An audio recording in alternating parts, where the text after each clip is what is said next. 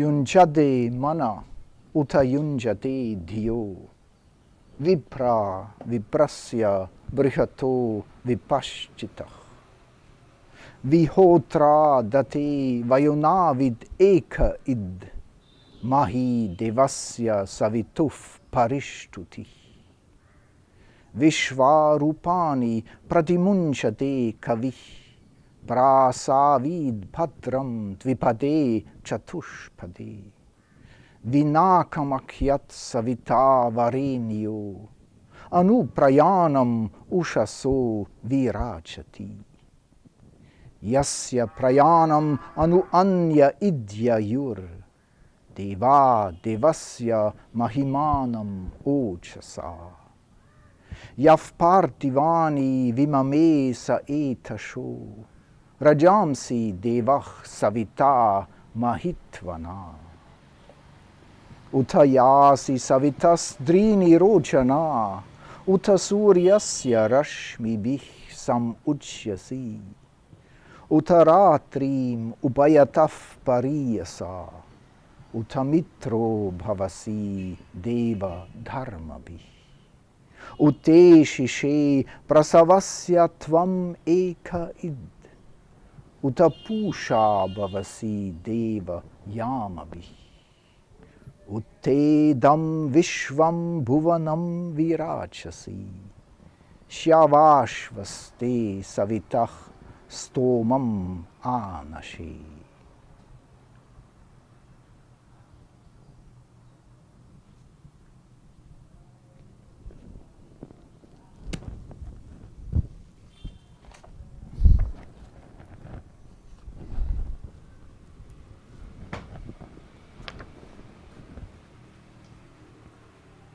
So this is one chapter in the section Selected Hymns in the Secret of the Veda. And Aurobindo writes a very long commentary. I have put it at the end. Then if we want, we can look at every rig, whatever time we have at the commentary. But also there is another version in the appendix of the Secret of the Veda, another translation of this hymn. And this translation has, like his Agni hymns, he has given an introduction. So in the other one there's also a big commentary, but I put this introduction from another version here, just to read the introduction about, so he's, so to say, summarizing the content of the hymn. Who wants to read? Introduction? Somebody who wants? Secret of Veda. The Rishi hymns the sun god, just the first introduction. Not a commentary, but the beginning of the hymn.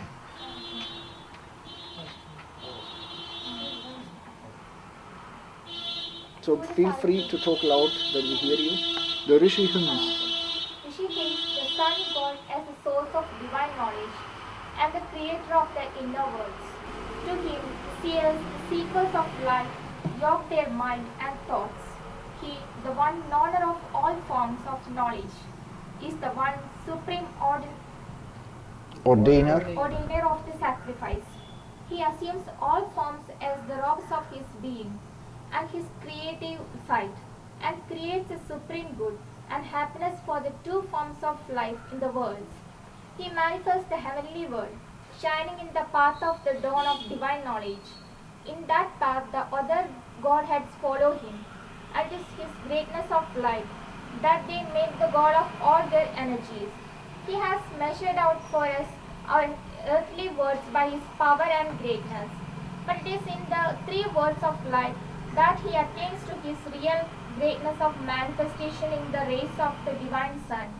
Then he encompasses the night of our darkness with his being and his light, and becomes Mitra, who by this laws produces the luminous harmony of higher and lower worlds. Of all our creation, he is the one author, and by his forward marches, he is its increaser, until the whole world of our becoming grows full of his illumination. The interesting thing is here the Yuj root. It starts with the Yuj, Yunchadu. But meaning again the question of spiritual practice, you could say, because here it says the rishis, they yoke their mind and their thoughts to that sunlight of truth, you see. So you could say in that way, here in this level, it is through the mind that the Supreme is approached. So when we go to the text, yunjate mana udayunjate diyo. So they yoke their mind and they yoke their thoughts. Who? The Vipras, those who have already reaching towards the illumination. And to whom do they yoke him? To him who is the one Vipra also. The sun god is also the one Vipra, the original illumined seer. And he is Prihato. So this is all in genitive case, which is very difficult to translate in English. So we take it as an accusative. But they yoke their mind and their thoughts of the one illumined seer, of the vast one, because in the Veda all the time that Brihat comes, as if the Brihat means the Supreme himself, the vast.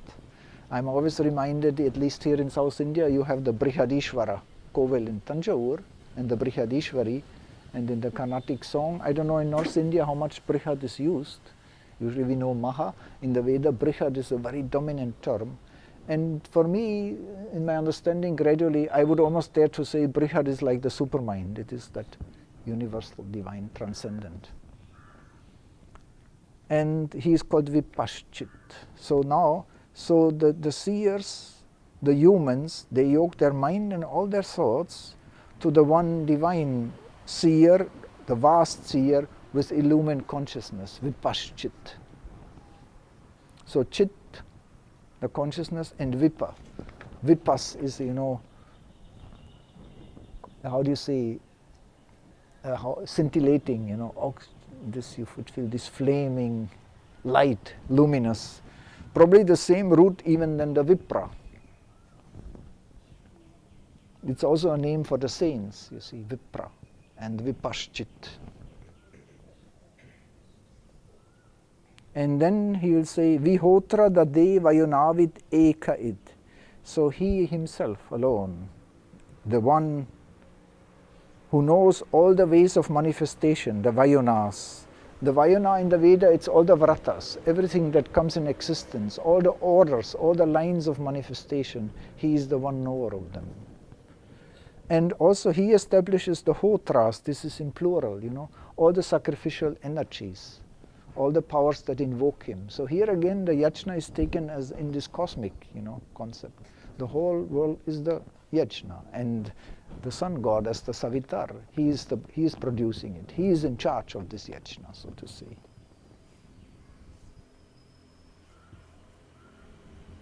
So Sri Aurobindo calls him the one supreme ordainer of the sacrifice, because vidate, that is also called the vidatri. And then mahi devasya savituf parishtuti.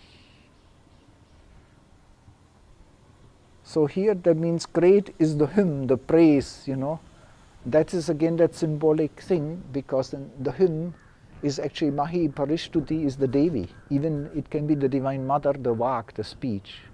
She is, parishtuti means standing all around him, total affirming him, the mahi.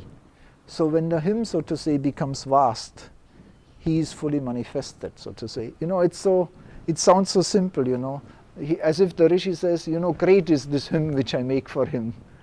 But it's much more than that. So Sri Aurobindo says, vast is the affirmation of all things of Savitri, the divine creator. Because now what is the Rishi trying to do? He sees that sun, he has a perception of it. He's trying to yoke his mind with that light, the transcendent light, and so to say, bring it in all his being. And that's what the hymn is now explaining, so to say, doing. So when you want to fully affirm the divine in that language, it means you want to fully establish the divine in yourself. We can also go into the commentary if it's not too long. Let's see.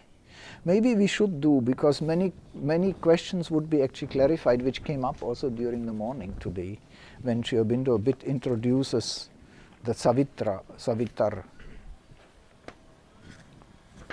Yeah. And also, you are always coming with Indra and the Maruts. Interestingly, he starts with a kind of summary, where should we put Savitar in that whole Vedic world of progression, so to say, of the gods. Kind of a hierarchy, which is not exclusive also. So, who would like to read? Indra with his shining hosts, the Maruts, Agni, the divine force, fulfiller of the Aryan sacrifice, are the most important deities of the Vedic system. Agni is the beginning and the end. The will that is knowledge is the initiator of the upward effort of the mortal towards immortality. To this divine consciousness that is one with divine power, we arrive as the foundation of immortal existence. Indra, Lord of Swarg, the luminous intelligence into which we have to convert our obscure material mentality in order to become capable of the divine consciousness, is our chief helper. It is by the aid of Indra and the Maruts that the conversion is effected. The Maruts take our animal consciousness, made up of the impulses of the nervous mentality, possess these impulses with their illuminations and drive them up the hill of being towards the world of Swarg and the truths of Indra. Our mental evolution begins with these animal troops, these pashus. They become, as we progress in the accession, the brilliant herds of the sun, Gava, rays, the divine cows of the Veda. Such is the psychological sense of the Vedic symbol. So the term Pashu comes many times as the animal or that which is bound, but also sometimes it could even almost mean the soul, but here it relates practically when Aurobindo says animal consciousness to the emotional being, which is, so to say, not using the mind really, having a reflection in the mind. But so he says, when we start, so to say, the Maruts are actually these energies who transform the prana, the emotions and the sensations, into illumined thinking. So that does not mean that these energies will disappear, but they are transformed, so to say. They are taken up in the light, they become conscious, so to say. And so that's what he says, and if this transformation takes place, then they become the cows of the Veda. That means the rays of the sun, because the cows are the rays of Savitri already. And so these rays, they are hidden for us, we have no access to them. And so usually when they are released out of the cave, they have to rise in the consciousness. And this rising is, so to say, a transmutation also. That he says that as this is a preparation, how we could get in touch with that solar light, so to say, which transforms us, So that would be, you could in a way sense, and this preparation also in another hymn, of course, he would say that Agni is doing that actually. Agni is preparing the energies because he heats the rasa in us, So if you pray and aspire, that is an alchemy already. It throws your energies, it purifies you, it awakens things. So that is usually the idea of the Agni coming up, and then there are energies in our pranic, in our life force also, which are then psychologically, these are our emotions. You could even say from your prana, from your manipura, the energies rise, and the heart chakras, they become emotional, they are expressed, so to say. Behind the heart is the soul, but on the surface they can be also quite emotions, troublesome, making a lot of drama. And then if they go into these chakras, they take a different shape. It is, so to say, one energy which rises. And then finally, when they rise and rise, they become the rays of the sun itself. And this is the yoking then of the mind. So you could say when we are able to use our mind directly to practice yoga, that means already some kind of a sublimation, some kind of a churning has gone on in our being. Sometimes these things, they can get interrupted, you can go back and forth, or also they support each other. It does not, Aurobindo even says if the divine would have to wait until we are all ready, it would never work. So even sometimes the Shakti descends and helps in the purification, because otherwise we will be never ready to come up. So it's not a fixed process, it's a living process. But who then is Surya, the sun, from whom these rays proceed? He is the master of truth, Surya the illuminator, Savitri the creator, Kushan the increaser. His rays in their own nature are supramental activities of revelation, inspiration, intuition, luminous discernment. By the way, you know how imagine how he calls it in the Gnosis, these rays which are the chaos are the illuminations, the revelations, and these are four goddesses in the Veda. Later on, Aurobindo will mention this. Revelation he calls Ila, inspiration is Saraswati, intuition is Sarama, and luminous discernment is Dakshina. So you have even four goddesses in the Veda who represent the truth consciousness when it descends, so to say. So these faculties which he mentions here are actually four Devis in the Veda. And they constitute the action of that transcendent principle which the Vedanta calls Vijnana, the perfect knowledge, the Veda rhythm, the truth. But these rays descend also into the human mentality and form at its summit the world of luminous intelligence, Swar, of which Indra is the Lord. For this Vijnana is a divine and not a human faculty. Man's mind is not constituted of the self-luminous truth like the divine mind. It is a sense mentality, manas, which can receive and understand truth, but is not one with it. The light of knowledge has to present itself in this human understanding, tempered so as to suit its forms to the capabilities and limitations of the physical consciousness. And it has to lead up progressively to its own true nature, to manifest successive evolutionary stages for our mental development. Therefore, the rays of Surya, as they labor to form our mental existence, create three successive worlds of mentality, one superimposed on the other: the sensational, aesthetic, and the emotional mind, the pure intellect, and the divine intelligence. Now you see, if he talks of these three worlds, the three heavens, so to say, so the first heaven would be sensational, aesthetic, and emotional mind. These three terms are one heaven. So the sensational, aesthetic, emotional mind, and then the pure intellect, and then the divine intelligence. And the rays of the sun do that. If we yoke our mind to this sun rays of that gnosis in the Gayatri mantra, that actually he will come even down into our own mentality and lead it up. So he is building actually the stages of evolution of our mind to develop these higher ranges. So it is the sun itself, so to say, which helps us to rise on this ladder, which is very beautiful. Would it be right to call this the first one the vital? Yes, but you see, he already talks of mind, sensational, aesthetic, and emotional mind, because he still already relates it to a heaven. But that would be in the three heavens. There would be the lower heaven, which still, relates to the emotional, to the vital, to the pranic world, right? But it would be already the vital mind. Even I wouldn't call it here lower vital. That would be the vital proper.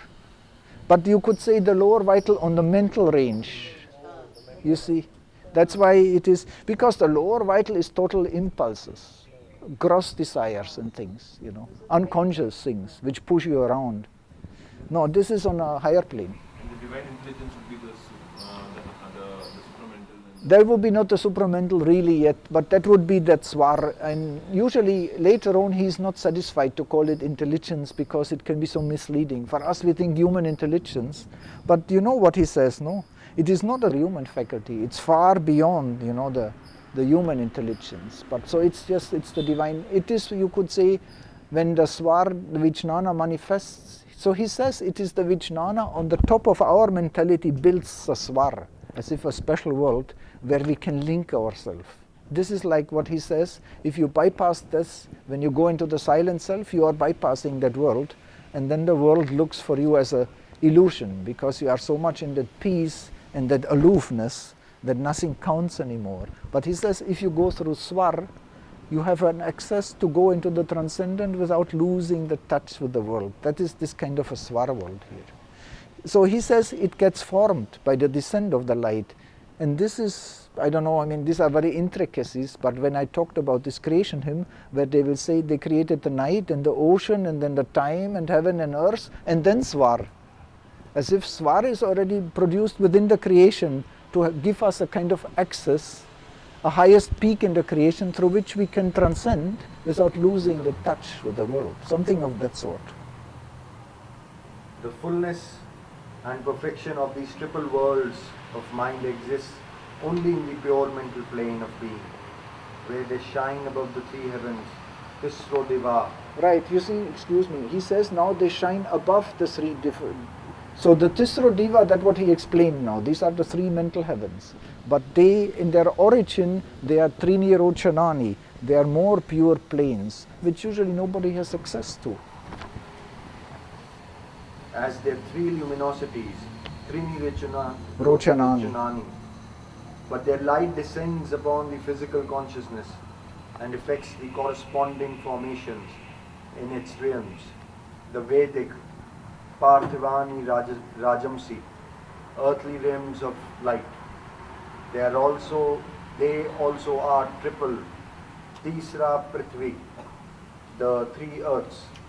And of all these worlds, Surya Savitri is the creator. So that's what he says, like it manifests in this triplicity, and then the triplicity in every new plane it is created again, recreates itself on a lower plane, these triple worlds. So that means even the three earths in the Veda wants to say that the mental and the vital principle are also part of the earth, you see. So when they say three earths, it's no more the earth, it's no more the physical. That's what we are usually are, what sits here. These are the three earths basically. And then when we have some little higher ideas, some of the heaven comes through. And only if we would be total inspired beings, you know, of course we might get some flesh, some ray, then we attain, so to say, to the swar, or to the higher heavens. So that's also seen as a psychological, meaning we can travel in that heaven while we talk or feel or perceive or hear or see. So it is not closed from us, abstract. It's just, a sphere of consciousness, part of our being. So here when we say Surya Savitri, are we referring to Savitri having the qualities of Surya also? Or the Yes, emanating creator? Right, that is also quite a strange thing. Aurobindo takes them all as manifestations of the sun, but sometimes, like in this hymn, even both are named as if there would be two different divinities. They come in one hymn. But Aurobindo would say Surya, as I said, he is like Sat, the revealing light, which supports everything, and when he creates, so to say, he becomes Savitar. Now if Savitar has come down in the creation, his power, so to say, if that power withdraws, goes up, then he is again becoming Surya, and that comes in that hymn, we will see it. He gathers, when the rays are gathered, he will be Surya. And also significant, in some hymn, Surya is called the Atma of all that stands and moves. And Savitar is called the Vashi of all that, the controller, which is like the Isha. So you could really say that the later idea of Atma Ishvara is represented in Surya Savitri. We have in this figure of various psychological levels, each considered as a world in itself, a key to conceptions of the Vedic rishis. The human individual is an organized unit of existence which reflects the constitution of the universe. It repeats in itself the same arrangement of states and play of forces. Man subjectively contains in himself all the worlds in which objectively he is contained. Preferring ordinarily a concrete to an abstract language, the rishis speak of the physical consciousness as the physical world, earth, bhu, prithvi.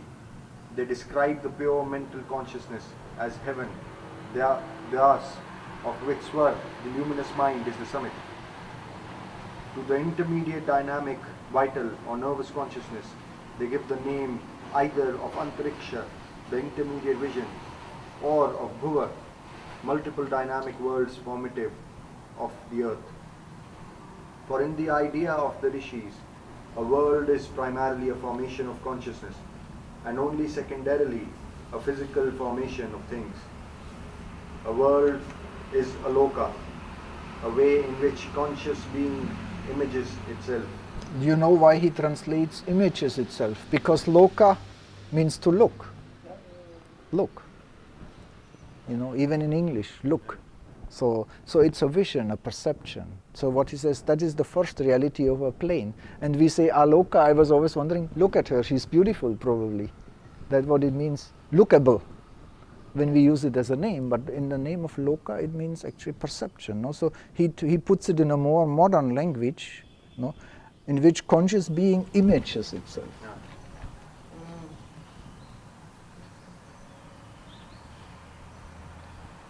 And it is the causal truth represented in the person of Surya Savitri that is the creator of all its forms. For it is the causal idea in the infinite being, the idea not abstract but real and dynamic, that originates the law, the energies, the formations of things and the working out of their potentialities in determined forms by determined processes. Because the causal idea is a real force of existence, it is called Satyam, the true in being, because it is the determining truth of all activity. And the formation, it is called Rhythm, the truth, the true in movement, because it is broad and infinite in its self-view, and in its scope and in its operation, it is called Brihat, the Lord, the large or vast. Savitri by the truth is the creator, but not in the sense of a fabrication or mechanical forming of things. The root of the word means an impulsion, a loosing forth or sending out. The sense also of the ordinary word for creation, srishti, and so a production.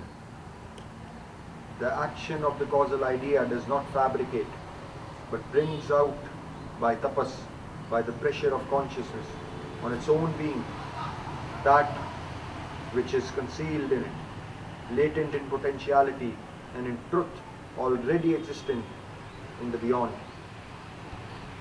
Now the forces and processes of the physical world repeat, as in a symbol, the truths of the supraphysical action which produced it.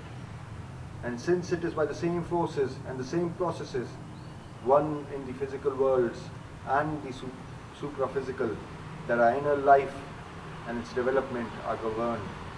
The rishis adopted the phenomena of physical nature as just symbols for those functionings of the inner life, which it was their difficult task to indicate in the concrete language of a sacred poetry that must at the same time serve for the external worship of the gods as powers of the visible universe. The solar energy is the physical form of Surya, Lord of light and truth. It is through the truth that we arrive at immortality, final aim of the Vedic discipline.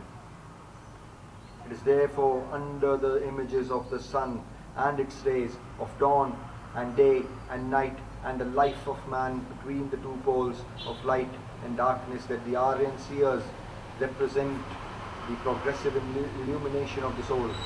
It is also, it is so that Shevashva of the house of Atri hymns Savitri, creator, increaser, revealer. Right. So he says in this imagery of nature, of dawn and night, the cycles of light and time, which we experience every day if we are aware of it. So he says that represents, the progressive illumination of the human soul. So that's how we grow, even physically and so on in our life. So he says it's also inward. You get that visitations of the light and the withdrawal. And so he says it's like, it's a suitable image, so to say, to express also the inner life.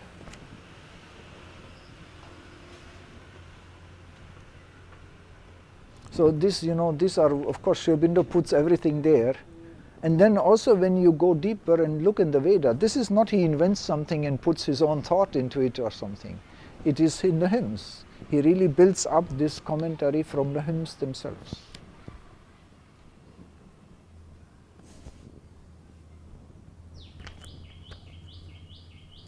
So now in this hymn we have the journey. He says how the sun comes and he travels over the different worlds, and he follows the dawn, and then the other gods follow him. Because in the Veda, when the higher gods come after the sun has come, that would be Mitra and Varuna, and the Adityas, the sons of Aditi, they build the perfection, so to say. So the illumination itself is not complete without them building the perfection. That would be like when the Shakti has come, but you have to develop the Mahashakti, you have to have the Maheshwari and the Mahakali and the Lakshmi. The power, all of these aspects should be, so to say, manifested. And this is represented by the Adityas in the Veda, the sons of Aditi, the gods. So they follow Surya Savitri, so to say. He prepares the path. So the Adityas represent Maheshwari. I would, as a simplified way, Sri Aurobindo says they represent Satchidananda in a cosmic way, like Varuna Sat and Mitra Chit and Aryaman Tapas and Savitar the Vijnana and the Bhaga the Ananda. So that we will, I don't think even we finish today the Bhaga Savitri hymn, that will be the delight of Ananda, that will come after the illumination. So we are just concentrating on the illumination today, because without the truth light in us, the Ananda cannot manifest. So that's the idea. But here, so because these three heavens of light are mentioned and so on, and the three earths, Sri Aurobindo goes into this symbolism of the worlds. So he says everything which is out there is in us, because we are the microcosm. We are built after some cosmic thing. So nothing is, so to say, by chance. The ancients always saw the human as a murti of the, that's why in Tamil even, no, the Purusha, this is the Purusha. And the Manavi even, the wife here in Tamil, Manavi, they call her also, not only Stri. Manavi means, what is it? Manavi, the thought, the thinker, the intelligence, you see. And so meaning, so that we would have to see that we are in that evolutionary process, no, where that what is there should be manifest here. And Sri Aurobindo calls that the real idea. He says it's not an abstract idea. We are the thought of God, the idea. Even the whole nature is his thought. That would be his vak, his language, so to say. Everything which takes form has behind it an original idea, which would be the word actually, which is created through the word. So maybe we'll recapitulate it once more.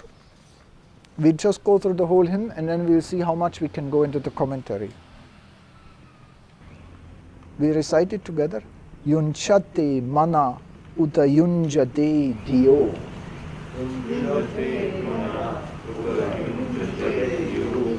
Vipra viprasya prihato vipaschita.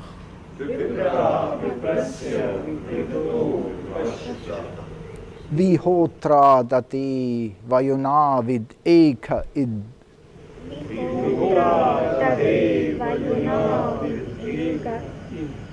Mahi devasya savituf parishtuti.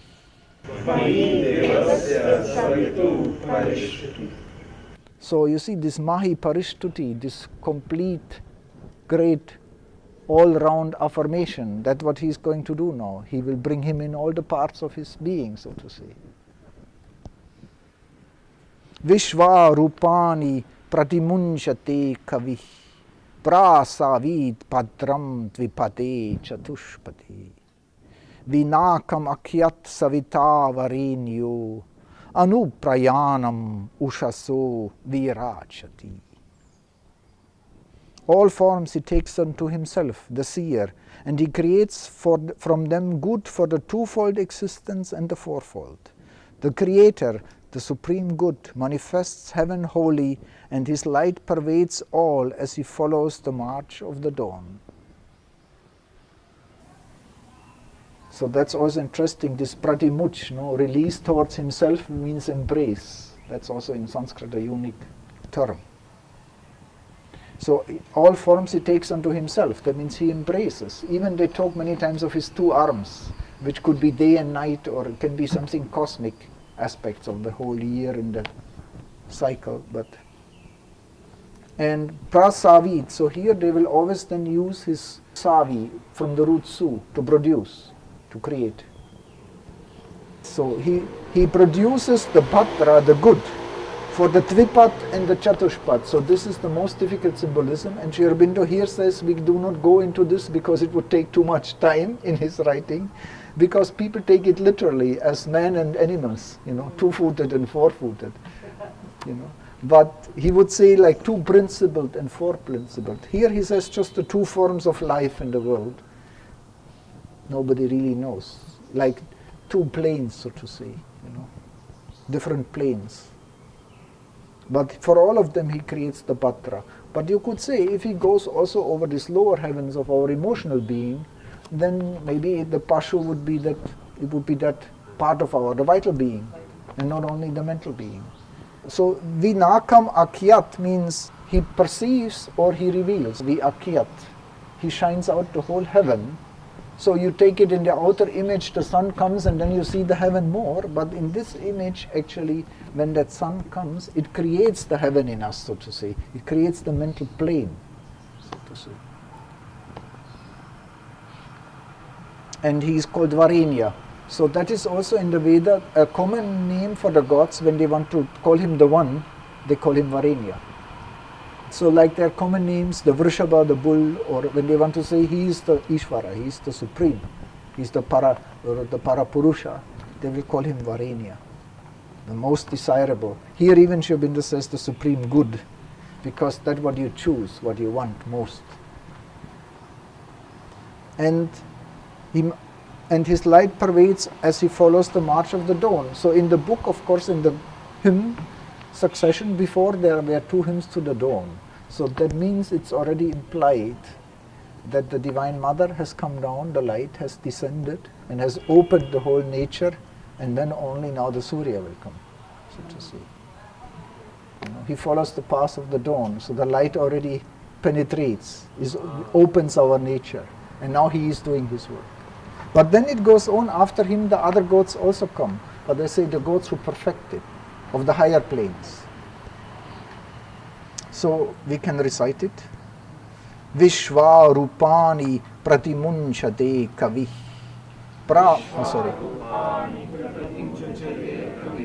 Prasavid Bhadram Dvipade Chatushpade.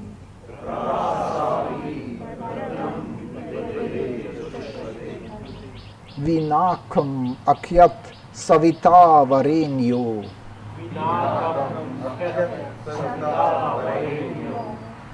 Anuprayanam Ushaso Virajati.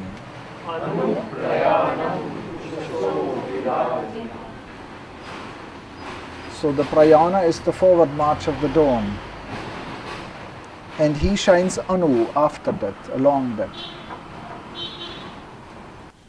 Yasya prayanam anu anya idyayur deva devasya mahimanam ochasa yavpartivani vimame sa etasho rajamsi devah savita mahitvana.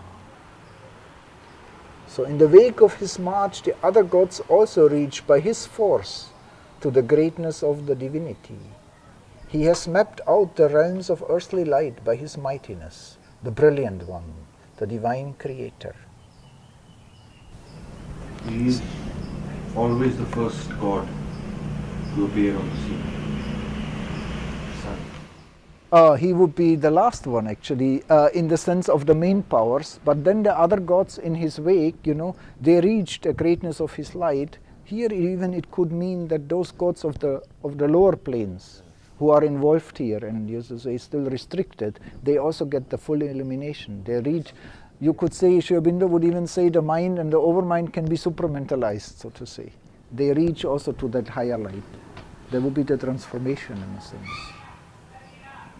So of course if you are not used to this text, it's quite strange. So that's the Veda. You find this only in the Veda, such a kind of way of expressing and talking, So the mind and overmind will both evolve into supermind.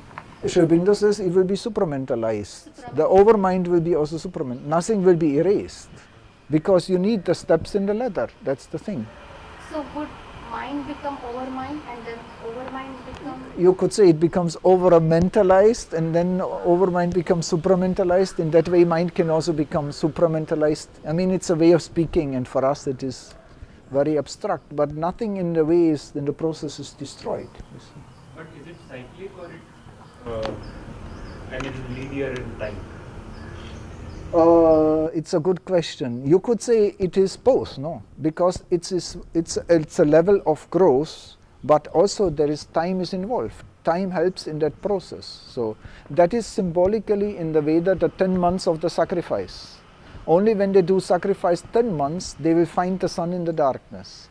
But that 10 months, I was counting also, if you count 3 earths and 3 midworlds and 3 heavens, the 10 months is actually entering the sun world. But so meaning it's both. So there is that growth in time which we need, because we cannot go like this, then our nature cannot digest. So we need the time for the progress, for the growth. So you could say. And what about the process? I mean, once everything is supramentalized, for example, the process of planes transforming into supramental, is this process cyclic? Does it happen again and again? Yes. No, I don't think about it. I haven't speculated about it. Because you could say, sometimes I feel that would be something of the Ashwins. There is a wheel. The energy is totally rotating from top to bottom. All the chakras are in unison. It's a transformation even of our whole nature, which we can't fully envisage. All the chakras will be active, But still that goes on, first in the individual. So because it will not go on everywhere. So because that's how evolution works. Because it is a process and everybody has to find himself in that. It will not be mechanical that everybody will be just put in this position, because then the Lord will not become many in his own unique way. So it's a complex process. Maybe I'm rephrasing the question. The evolution particularly,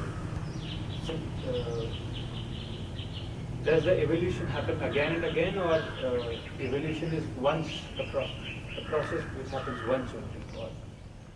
Evolution from which point of view? From the greater point of view, evolution is infinite. Because after the supermind, even Satchidananda will manifest, and then what we don't know after that. This is what we can reach to in our understanding up to now. So I would rather think it is an infinite progression.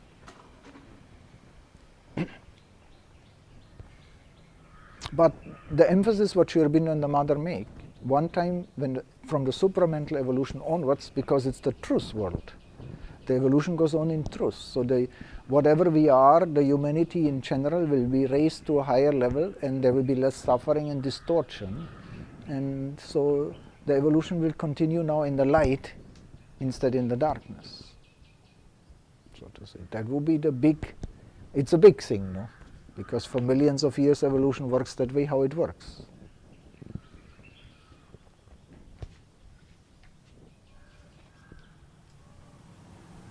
Yasya prayanam anu anya ityayur.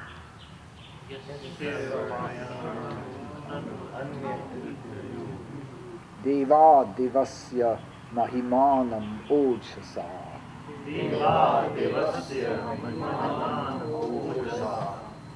Yav partivani vimame sa etasho.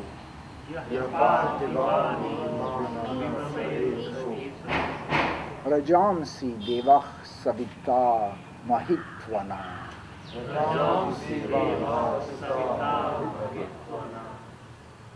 Uta yasi savitastrini rojana. Uta suryasya rashmibih samuchyasi. Uta ratri mupayataf pariyasa. Uta mitro bhavasi deva dharmabhi. You see, he uses even the Chakati meter, which means the world movement, no? With 12 syllables. That's always used for the universal movement, and when all the gods are invoked, it will be in Chakati. So you feel almost, the language, like these steps and how he repeats Uttaya, and as if he goes step after step after step. So here you have this mentioning, and Yasi means you go, O Savitri, to the Trini Rochanas. So that means actually because the dawn descends into our mind and opens up the lower nature, everything can come up to that level. And then when the sun comes, he also manifests there, but now he is, so to say, in us the sun is rising, is traveling to his higher planes and revealing them, so to say, in us. So this journey of the sun, which you say again, it is also in us. And come back to your question when you said, because yoga is accelerated evolution. So you could say, then when that force acts in us, even in our individual adhara, it will speed itself up if we are ready for it, right? So what will take a year can be done in an instant maybe, when the energies work. So there is a accelerated evolution going on in the individual, which has its repercussion, of course, in the cosmic. So even this process, you feel this hymn which he does, you feel he is actually, this is all happening within himself. I feel very much. What is the sun standing for? We went through it, but you see that thought is so rich, and when you reach Aurobindo, he talked about it. He calls him the causal creator. He is the causal idea, what is called the vijnana, the causal state. When the Satchidananda becomes creative, this is the Hiranyagarbha also, no?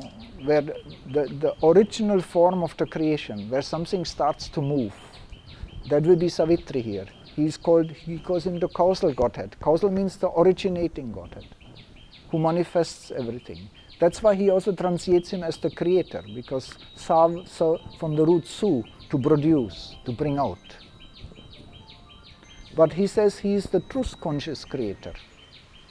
So that's the difference.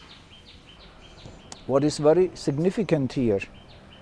So then he says, and you are fully gathered up or expressed by the rays of the sun. So that means now he is fully revealed, but Aurobindo also says it could also mean Uchyasi can be, a passive form of vat, to speak, that means he is expressed, or also gathered, unified. So when his rays are together, so to say, I would rather here take it in that sense, when you are gathered up, then he is one with the sun. That would be when he is transcending this, when he goes into this Trirochana, he is like going home, and gathering himself. Then he will be Atman, Surya, so to say. But then look what he says, Uttaratrim upayataf pariyasa. Pariyasa, again, you are surrounding the night, upayataf, from both sides. You surround the night, So that you can speculate in the material imagery, but spiritually, no, it means, so that light is, there is one hymn, by the way, where they will end like this, Savitar in front, behind, above and below. So imagine there is only sun, there is no darkness anymore. So from night moves to dawn. But there is no succession anymore, because usually there will be night and dawn have to succeed each other as part of the growth. But on this level, there is no alteration of night and dawn. There is only light. There is light, you see. And so here, of course, he says, here probably it doesn't mean that the night is erased, but it means he embraces it from both sides. That means he says all the worlds are in his lap. So the light is, the light protects keeps the darkness, actually in the good sense. Engulfs it, holds it, so to say. So meaning the light is behind the darkness.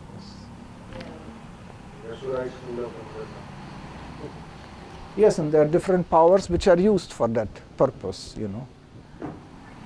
But you surround the night on both sides. So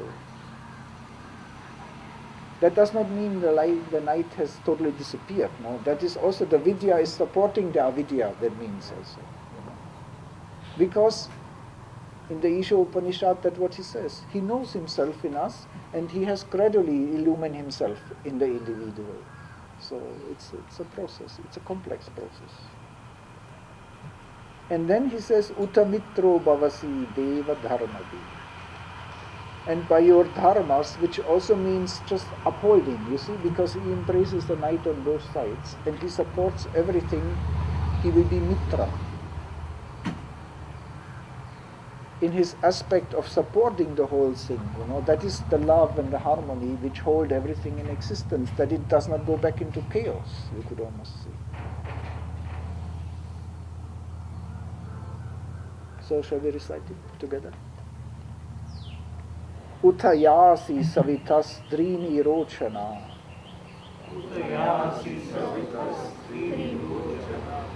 Uta suryasya rashmibih samuchyasi.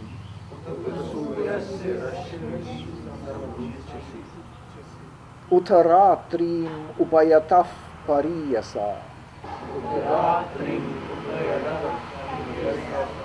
Uta mitro bhavasi deva dharmabhi.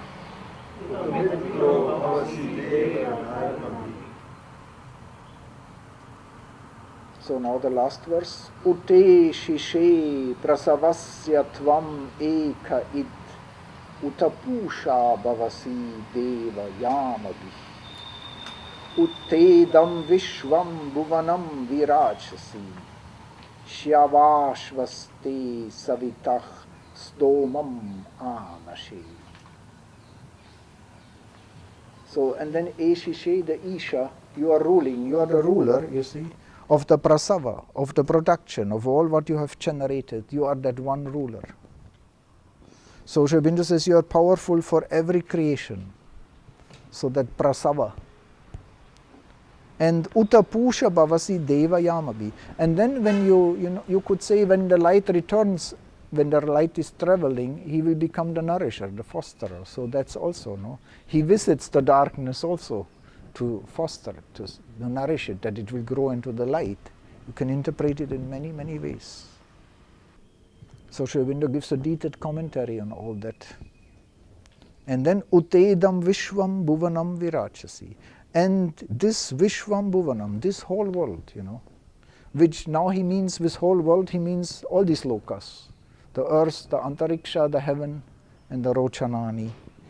You illumine fully, you see. Then that's why Shyavasva says, the Rishi says, Te savitas tomam anashe. I have attained the affirmation of you. Why should he say even I have attained the hymn of you?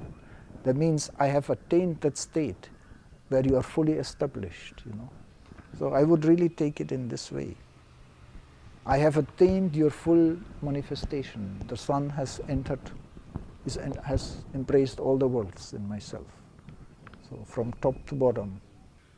Let's read it. Utte shishe prasavasya tvam eka id.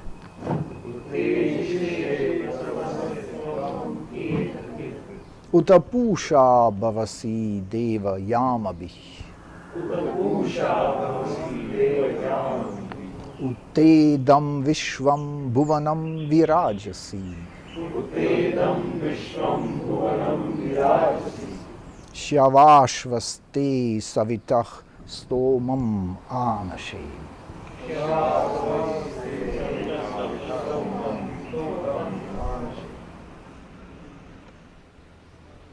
I feel almost from the style of the hymn that can happen. You have to be in total equality and peace and preparation, and you feel he talks like that. He's spread out and in all quiet and peace. He's just, the whole thing happens.